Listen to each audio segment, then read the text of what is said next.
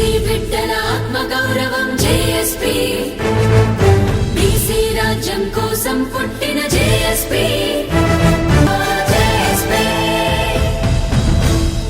నమస్తే, welcome to JSP media. నిన్న మనము బీసీ గురుకులాల గురించి ఎన్ని మూతపడతా ఉన్నాయి, ఎన్ని బిల్డింగ్లు కడతా ఉన్నారు, ఇంటిగ్రేటెడ్ స్కూల్ ఎన్ని కడతా ఉన్నారు అనేది లెక్క చూసినాం. ఈరోజు ఇంకొక వార్త కూడా రావడం జరిగినది. సర్కార్ బడుల్లో చదువులు ఎట్లున్నాయని చెప్పేసి ఒక టీంని ఏర్పాటు చేసేసి మొత్తము రాష్ట్ర వ్యాప్తంగా దశల వారీగా వసతులు ఎట్లా ఉన్నాయి, భోజనం ఎట్లా పెడతా ఉన్నారు, దాని ఎక్విప్మెంట్స్ ఉన్నాయి, టీచర్స్ టాపిక్ ఎట్లా ఉన్నది, సిలబస్ ఎంతసేపట్లో పూర్తి చేస్తూ ఉన్నారు, దాని టైం టేబుల్ ఏంది, మొత్తము ఒక లెక్క తీస్తారంట. దాని గురించి ఒక టీంని ఏర్పాటు అయితే చేసిరంట. మొత్తము 11 తారీఖు నుంచి దశల వారీగా స్టార్ట్ చేస్తారంట. అయితే 17 నుంచి రాష్ట్ర వ్యాప్తంగా స్కూళ్ళ తనిఖీలు స్టేట్ వైడ్గా 307 టీమ్స్ అంట. 24,000 బడులు పరిశీలన, అకాడమిక్ ప్యానెల్ టీమ్స్కు 3 విడతల్లో ట్రైనింగ్ అంట. ఇక సర్కార్ బడుల్లో చదువులు ఎట్లా సాగుతున్నాయి, టీచింగ్ ఎట్లుంది, పిల్లలు ఏం నేర్చుకుంటున్నారు, బడుల్లో సౌకర్యాలు ఎట్లున్నాయి అనే దానిపై విద్యాశాఖ ఫోకస్ పెట్టిందట. రాష్ట్ర వ్యాప్తంగా సర్కార్ బడులను తనిఖీ చేసేందుకు అకాడమిక్ ప్యానెల్ టీమ్స్ను రంగంలోకి దించుతోందట. ఈ నెల 17 నుంచి ఈ టీమ్స్ను బడులను తనిఖీ చేయనున్నాయట. సో 17 తారీఖు నుంచి తనిఖీ చేయడానికైతే పంపిస్తారట. విద్యార్థుల్లో foundational literacy and numeracy FLS సామర్థ్యాలను పరిశీలించడంతో పాటు టీచర్లకు అకాడమిక్ సపోర్టు అందించడమే ఈ తనిఖీల ప్రధాన ఉద్దేశం అంట. రాష్ట్రంలో ఉన్న దాదాపు 24,000 స్కూళ్లను తనిఖీ చేసేందుకు 307 ప్యానెల్ టీమ్స్ను స్కూల్ ఎడ్యుకేషన్ అధికారులు ఏర్పాటు చేశారట. మొత్తం 24,000 స్కూల్స్ ఉంటే 300 మందిని ఈ ఎడ్యుకేషన్ డిపార్ట్మెంటు ఆఫీసర్సు అరేంజ్మెంట్ చేశారంట.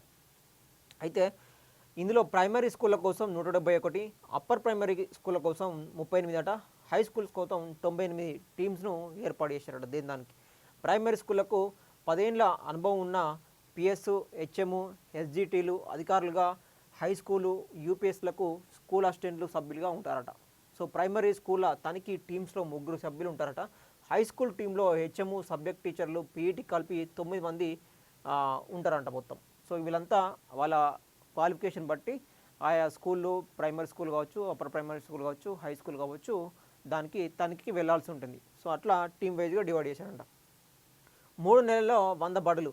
ప్రైమరీ, అప్పర్ ప్రైమరీ టీమ్స్ రోజుకు 2 స్కూళ్ళను తనిఖీ చేయాలంట. 3 నెలల్లో కనీసం 100 బడులను కవర్ చేయాలంట. హై స్కూల్ టీమ్స్ రోజుకు ఒక స్కూల్ను పరిశీలించాలట. 3 నెలలలో సగటున 50 స్కూళ్లను తనిఖీ చేయాల్సి ఉంటుందట. 3 విడతల్లో ట్రైనింగ్ అట. తనిఖీలకు ముందు టీమ్స్కు 3 విడతల్లో ప్రత్యేక ట్రైనింగ్ ఇస్తున్నారట. హైదరాబాద్ రాజేంద్ర నగర్లోని టీజై ఆర్టీఐలో ఈ శిక్షణ ప్రారంభం కానుందట. మొదటి విడత ఈ నెల 11, 12 తేదీల్లో, రెండవ విడత 17, 18 తేదీల్లో, మూడో విడత 19, 20 తేదీల్లో కొనసాగుతున్నాయట. శిక్షణ పూర్తయిన వెంటనే టీమ్స్ బడుల్లో తనిఖీలు చేపట్టనున్నాయట. మొదటి విడత టీమ్స్ ఆగస్టు 17 నుంచి, రెండవ విడత టీమ్స్ ఆగస్టు 21 నుంచి, మూడో విడత టీమ్స్ ఆగస్టు 24 నుంచి స్కూళ్లను సందర్శిస్తాయట. సో వీళ్ళకు ట్రైనింగ్ ఏమో 11, 12, 17, 18 తేదీలో, అదేవిధంగా మూడో విడత 19, 20.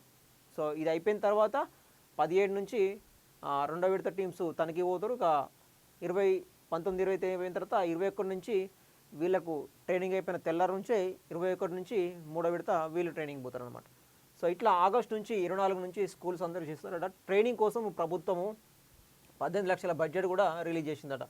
అధికారుల సకాలంలో శిక్షణకు హాజరయ్యేలా చూడాలని సమగ్ర శిక్షణ ఎస్పీడీ నవీన్ నికోలస్ ఆదేశించారట. సో టీచింగ్ నుంచి హెల్త్ చెకప్స్ వరకు ఇక వీళ్ళు ఏమేమో చెకప్ చేస్తారంటే మొత్తం ఒక రిపోర్టు తయారు చేస్తారు. ప్రతి స్కూల్ది, ప్రతి మండలంది, ప్రతి జిల్లాలో మొత్తము స్కూల్స్ ఎన్ని ఉన్నాయి, స్టాఫ్ ఎంతమంది ఉన్నారు, ఎంతమంది పిల్లలు వస్తూ ఉన్నారు, ఎంతమంది హాజరవుతూ ఉన్నారు, స్ట్రెంత్ ఎంత, ఇట్లాంటివన్నీ కూడా హాజరింతా ఉందని చెప్పేసి కూడా వాళ్ళు లెక్కలు ఇస్తారనమాట. ఈ బృందాలు కేవలం చదువును మాత్రమే కాకుండా స్కూల్లోని సమగ్ర పరిస్థితులపై ఆరా తీస్తారట. క్లాస్ రూమ్లో బోధన తీరు, లెసన్ ప్లాన్స్, సిలబస్ పూర్తి చేయడం, విద్యార్థుల అటెండెన్స్తో పాటు మౌలిక సదుపాయాలైన లైబ్రరీ, ల్యాబ్స్ నిర్వహణను పరిశీలిస్తాయట. వీటితో పాటు మధ్యాహ్న భోజన పథకం అమలు, ఆహార నాణ్యత, శానిటైజేషన్, తాగునీటి సౌకర్యం, విద్యార్థులకు జరుగుతున్న హెల్త్ చెకప్స్లపై కూడా ఈ బృందాలు నివేదికలను రూపొందిస్తాయట. దీనివల్ల రాష్ట్ర వ్యాప్తంగా విద్యా బోధనలో ఏకరూపత రావడంతో పాటు లోపాలను సరిదిద్దే అవకాశం ఉంటుందని చెబుతా ఉన్నారట. సో ఇది మనం చూసిందే. సో ఇట్లాంటి గత ప్రభుత్వం కావచ్చు, ఇప్పటివరకు కావచ్చు, ఇట్లాంటిది అయితే చేపట్టలేదు. మరి ఈ ప్రభుత్వం మాత్రం ప్రత్యేక దృష్టి సారించి ఒక రిపోర్ట్ లాగా తయారు చేసి ఏకరూపత తీసుకురావడం కోసం అంటే విద్యా వ్యవస్థలో ఉన్న లోపాలు కావచ్చు, దానికి సంబంధించిన సమస్యలు కావచ్చు, స్కూళ్ళ సమస్యలు కావచ్చు, పిల్లల సమస్యలు కావచ్చు, ఆహారం సంబంధించి కావచ్చు, ప్రతి ఒక్కటి కూడా వీళ్ళ ముందు పెట్టడానికి అయితే ఒక టీంని ఏర్పాటు చేసినది. అయితే ఇక్కడ స్కూల్స్ మనం ఇప్పుడు స్కూళ్ళ మీద పెట్టిన దృష్టి అయితే మనం చూసుకోవచ్చు. చాలా స్కూల్స్ కూడా ఇప్పటివరకు గత ప్రభుత్వం నుంచి ఇప్పటివరకు అంటే 2014 నుంచి ఇప్పటి వరకు ఎన్ని స్కూల్స్ మూతపడ్డాయో ఇప్పుడు మీకు చెప్తాను.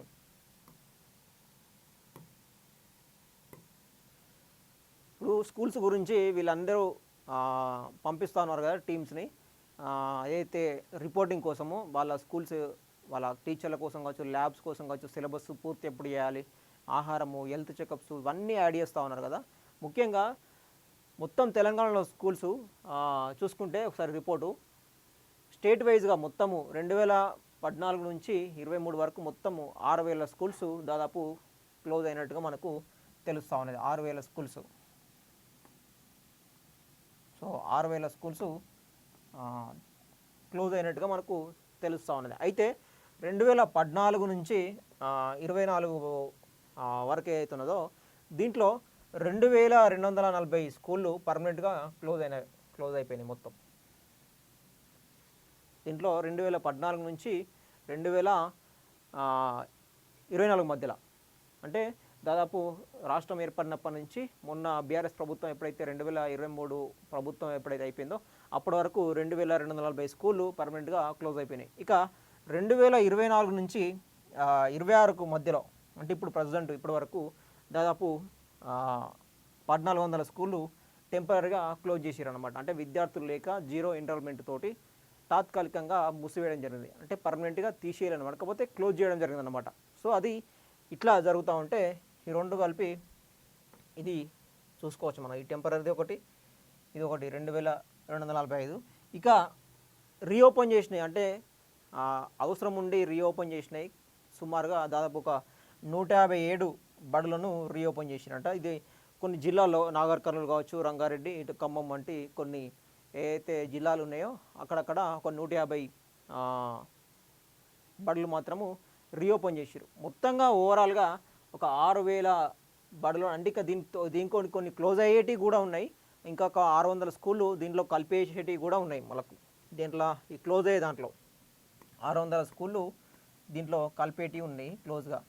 సో మళ్ళీ ఓవరాల్గా ఇంకొక 1000 మొత్తం దీన్ని కలుపుకుంటే ఈ యొక్క 1,600, ఈ యొక్క 2,200, ఇది ఒక 1,400 మొత్తము కలిపితే మీకు 6,000 దాకా బడులు దాదాపు క్లోజ్ అయ్యే పరిస్థితి మనకు కనిపిస్తూ ఉన్నది. అయితే దీన్ని క్లోజ్ చేయడానికి ముఖ్యమైన కారణం ఏంటంటే ఇంటిగ్రేటెడ్ విధానం ఉండాలని చెప్పేసి ప్రభుత్వము అంటే అన్నీ క్లోజ్ చేయలేదు, ఈ ప్రభుత్వంలోనే క్లోజ్ అయ్యాను కాదు కానీ మొత్తం ఓవరాల్గా 2014 నుంచి ఇప్పటివరకు 2026 వరకు చూసుకుంటే ఈ క్లోజింగ్ విధానం వెనుక ఉంటే చూసుకుంటే ప్రధానమైన కారణం ఏంటంటే పిల్లలు స్కూల్కు పోకపోవడము, జీరో ఎన్రోల్మెంటు అంటే ప్రైవేట్ స్కూల్కి ఎక్కువ పోవడము, నాణ్యత లేకపోవడము, వాళ్ళకి సదుపాయాలు లేకపోవడము.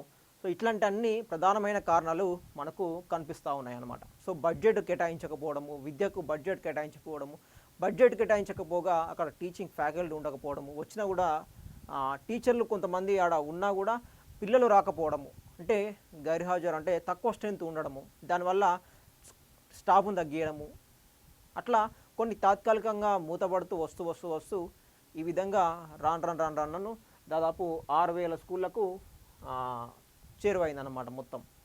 సో ఇట్లా ఇంటిగ్రేటెడ్ విధానంతో అంటే ఇప్పుడు దీంట్లో ఇవన్నీ స్కూల్స్ మూసేసి యంగ్ ఇండియా ఇంటిగ్రేటెడ్ స్కూల్స్ ఏవైతే ఉన్నాయో అవి చేపట్టడానికి మనకు ప్రధానంగా కనిపిస్తూ ఉన్నది ఇక్కడ కారణం. సో ఇక్కడ ఇంకొకటి కూడా లెక్క వచ్చింది మనకంటే పిఎం పోషణ దానికి సంబంధించి కూడా 2,000 స్కూళ్ళు కూడా క్లోజ్ అయిన పరిస్థితి. 2,000 స్కూళ్ళు క్లోజు అంటే ఇది కూడా పిఎం పోషణ లబ్ధిదారులకు దాదాపు ఇక్కడ చూసుకోవచ్చు. రాష్ట్రంలో పేద విద్యకు నిధుల కొరత ఏటేటా తగ్గుతున్న పిఎం పోషణ లబ్ధిదారులు 21.1 లక్షల నుంచి 14.9 లక్షలకు తగ్గిన వైనమంట. సో ఇక్కడ సమగ్ర శిక్షక నిధుల విడుదల జాడ్యం అంట. 8,202 కోట్లకు ఆమోదం తెలిపితే విడుదల చేసింది ఇక్కడ 6,822 మాత్రమే. ఇక్కడ చూడవచ్చు మనం ఇక్కడ లోక్సభలో వెల్లడించిన కేంద్రమే స్వయంగా చెప్పిందన్నమాట. ఇది అంటే దాదాపు ఈ బడ్జెట్ లేక పోషణ లేక దానికి సంబంధించి డాటా అన్నమాట, పిఎం పోషణ లబ్ధిదారులకు సంబంధించి. సో అట్లా కేంద్రమే స్వయంగా వెల్లడించింది. ఇక్కడ మనం చూడొచ్చు 2021 నుంచి లబ్ధిదారులు చూసుకుంటే 17,000, 2022, 23లో 23 సంవత్సరాలు చూసుకుంటే 21 లక్షలు, అంటే ఇక్కడ పెరిగింది 3 లక్షల వ్యత్యాసము. 23, 24 చూసుకుంటే 18 లక్షలు, ఇక్కడ 2 లక్షలు పెరిగింది, ఇక్కడ తగ్గింది. సారీ, ఇక్కడ 2024 నుంచి 25 చూసుకుంటే 15, ఇక్కడ కూడా తగ్గింది. సో 25 నుంచి 25 ఇక్కడ కూడా తగ్గింది, తగ్గుకుంటూ వస్తూ ఉన్నది మన మొత్తము. ఇక్కడ ఒక దగ్గరనే కొంచెము న్యూట్రల్గా ఉన్నదన్నమాట. సో ఇక్కడ ప్రధానంగా కారణం ఏంటంటే ఫండ్స్ విడుదలలో జాప్యము. ఇక్కడ రాష్ట్రంలో కేంద్ర ప్రాయోజిత విద్యా పథకాలకు మోదీ సర్కార్ నిధులు విడుదల చేయడం లేదు. 2018 నుంచి 26 వరకు సమగ్ర శిక్షణ కింద 8,222 కోట్లకు ఆమోదం తెలిపితే దాదాపు ఇక్కడ ఇవ్వడొచ్చు మన 6,822 కోట్లనే మాత్రమే విడుదల చేసిందట. సో దాదాపు 1,1390 కోట్లకు పైగా నిధులు కేంద్రం విడుదల చేయలేదని చెప్పేసి ఇక్కడ మనకు తెలుస్తూ ఉన్నది. ఇదే విషయాన్ని కేంద్రంలో లోక్సభలో వెల్లడించిందట. పిఎం పోషణ్ పథకం గణాంకాలు మరింత ఆందోళన కలిగిస్తూ ఉన్నాయి. సో ఈ ఒక పక్క ఇది కొనసాగుతూ ఉంటా అంటే ఇటు రాష్ట్ర వ్యాప్తంగా ఈ బడులు మాత్రము క్లోజ్ అవుతూ ఉన్నాయి. సో ఇట్లా అంటే దాదాపు స్కూళ్ళన్నీ పోయి ఇంటిగ్రేటెడ్ స్కూళ్ళ పేరుతోటే ఉన్న స్కూల్స్ని డెవలప్ చేయకుండా ఇంటిగ్రేటెడ్ స్కూల్స్ అని చెప్పేసి, ఆ స్కూల్స్ అని చెప్పేసి, ఈ స్కూల్స్ అని చెప్పేసి విద్యా ప్రమాణాలను విద్యా బడ్జెట్కు ఎక్కువ కేటాయించి వాళ్ళు నాణ్యత పెంచి ఎన్రోల్మెంటు ఏదైతే ప్రైవేట్ స్కూల్లో కల్పించిన సదుపాయాలు, అక్కడున్న టీచింగ్ స్టాఫ్ కావచ్చు, అక్కడున్న మెథడ్స్ కావచ్చు, ఇక్కడ కూడా అప్లై చేస్తే వాళ్ళు కూడా గవర్నమెంట్ స్కూల్కి పోయే అవకాశం ఉంటుంది. అక్కడ అవకాశం లేకనే ఈ ప్రభుత్వాలు అవకాశాలు కల్పించలేకనే వీళ్ళు ప్రైవేట్ స్కూల్లో బాట పడుతూ ఉన్నారు. కాబట్టి వాళ్ళు ఇంటర్నేషనల్ స్థాయి విద్యను కోరుకుంటూ ఉన్నారు. కాబట్టి ఆ స్థాయిలో ప్రభుత్వాలు ఇక్కడ నాన్నపైన మన విద్య అందించలేదు. కాబట్టి ఇవన్నీ స్కూల్స్ మూతపడుకుంటూ వస్తూ ఉన్నాయి. సో దీని దృష్టి మళ్ళీ తనిఖీల పేరు మీద, ఏదో రిపోర్టింగ్ పేరు మీద, ఇదన్నీ కేవలము తనిఖీల వరకే ఉంటాయో నిజంగానే గ్రౌండ్ రిపోర్ట్లో వర్క్ చేస్తా అంటే అవి ఎంతవరకు వస్తాయో మనం వేచి చూడాలి. అది ఎప్పటి వరకు అవుతుందో తెలియదు. సో ఇట్లా కేవలము విద్యా నాణ్యత పేరు మీద, కేవలము రిపోర్టింగ్ పేరు మీద టీమ్స్ని ఏర్పాటు చేయడం కాకుండా వాళ్ళకు ఒక బడ్జెట్ కేటాయించడం, ఇవన్నీ కాకుండా డైరెక్టు డెవలప్మెంట్ చేసుకుంటూ డైరెక్ట్ స్కూల్స్ కట్టుకుంటూ పోకుండా స్టాఫ్ను పెంచుకుంటూ పోతేనే దశల వారికి ఏదైతే ఉన్నదో ఆ ప్రక్రియ కొనసాగించకుండా ఈ రిపోర్ట్ తెచ్చి తర్వాత ఆ కమిటీ వేసి తర్వాత బడ్జెట్ రిలీజ్ చేసేసరికి ఇంకే ఏ సమయం అవుతుందో కూడా మనకు తెలియదు అనమాట. సో అట్లా ఇది నిరంతర ప్రక్రియగా కొనసాగుతుంది. ఇటు ఇంటిగ్రేటెడ్ స్కూల్స్ దశల వారిగా అని చెప్తా ఉన్నారు, ఇటు బడులు ఏవైతే ఉన్నాయో రెనోవేషన్ చేసే బడులు కూడా రెనోవేషన్ చేయకపోవడము, ఇప్పటికీ ప్రస్తుతం ఉన్న బడులు కూడా దాంట్లో ల్యాబ్కు సంబంధించి కావచ్చు, ఫుడ్ సంబంధించిన హాల్స్ కావచ్చు, వాళ్ళకు డ్రెస్సులు కావచ్చు, టీచింగ్ స్టాఫ్ కావచ్చు, వాళ్ళకు అవసరమైన రిక్వైర్మెంట్ లేకపోవడం కావచ్చు, అవి డెవలప్ చేసుకుంటూ ఆ మిగతా బడుల మీద కూడా చేసుకుంటూ వస్తే బాగుంటుంది. ఇక్కడ ప్రధానంగా స్కూల్స్ మూతపడడానికి కొన్ని తాత్కాలికంగా క్లోజ్ అయినవి, పక్క బడులు ఏవైతే ఉన్నాయో వీళ్ళ తీసుకువెళ్ళి విద్యార్థులు పక్క బడుల్లో కలిపేయడము, ఆ విధంగా తీసేసి ఈ బడులను తాత్కాలికంగా క్లోజ్ చేయడం జరిగింది. ఈ తాత్కాలికంగా ఉన్న బడులను రీఓపెన్ చేస్తే కనీసము ఈ మూసేసే బడులన్నా తగ్గిపోయే పరిస్థితి ఉంటుంది అన్నమాట. సో అట్లా విద్యార్థులు ప్రభుత్వ స్కూళ్ళకి వెళ్ళే అవకాశం ఉంటుంది. సో అట్లా ప్రభుత్వం ఆలోచిస్తే బాగుంటుంది అనమాట. లేదంటే ఇట్లా తగ్గుంటూ విద్యార్థులు వస్తారు, ఇంటిగ్రేటెడ్ స్కూల్స్ కట్టే వరకు టైం పడుతుంది. కాబట్టి అది తర్వాత విషయం. ఇక ప్రభుత్వము దాని మీద దృష్టి పెట్టినప్పుడు, దాని మీద సీరియస్గా యాక్షన్ తీసుకున్నప్పుడు అది డెవలప్మెంట్ జరుగుతుంది. సో అంతవరకు ఈ గురుకులాలు కావచ్చు, ఇవి మండల upper primary, primary, high school ఇవన్నీ కావచ్చు, దీంట్లో వెళ్ళినప్పుడే వాళ్ళు గురుకులాలకు సంబంధించి వాళ్ళకు సీట్ వచ్చినప్పుడు వాళ్ళకి వెళ్ళిపోతూ ఉంటారు అన్నమాట.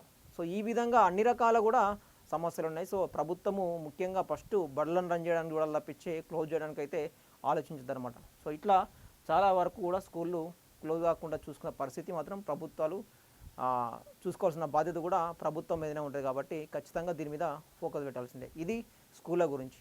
చూస్తూనే ఉండండి, లైక్ చేయండి, షేర్ చేయండి, కామెంట్ చేయండి.